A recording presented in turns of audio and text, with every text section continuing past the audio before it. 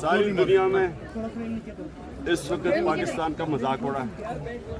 کہ ایک تشدد ہوتا ہے، سیکشل ابیوز ہوتا ہے شہباز گل کا،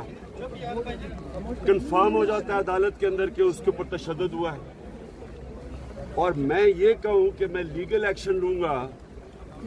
جو پولیس والے ذمہ دار تھے، آئی جی اور ڈی آئی جی، اور دوسری کہ میجسٹریٹ جس نے تشدد ہوتے ہوئے اس کو واپس بھیج دیا پولیس کے پاس، اب اس کے اوپر اگر لیگل ایکشن میں کہہ رہا ہوں لوں گا اور اس کے اوپر میرے اوپر دہشت گردی کا کیس لگ جاتا ہے،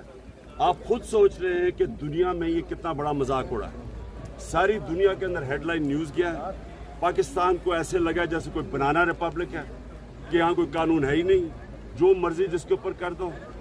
اور وہ آدمی جو سب سے بڑی پارٹی کا ہیڈ ہے اس کو اس کے اوپر گرفتار کرنے کی کوشش کریں اس کیس کے اوپر۔ میں صرف یہ چاہتا ہوں کہ جو بھی یہ فیصلے کر رہے ہیں اور کروا رہے ہیں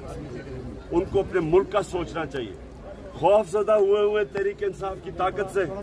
وہ پھیلتی جا رہی ہے، بائی الیکشن جیتے جا رہے ہیں، جلسے پاکستان کی تاریخ میں کبھی اتنے بڑے نہیں ہوئے۔ اس خوف سے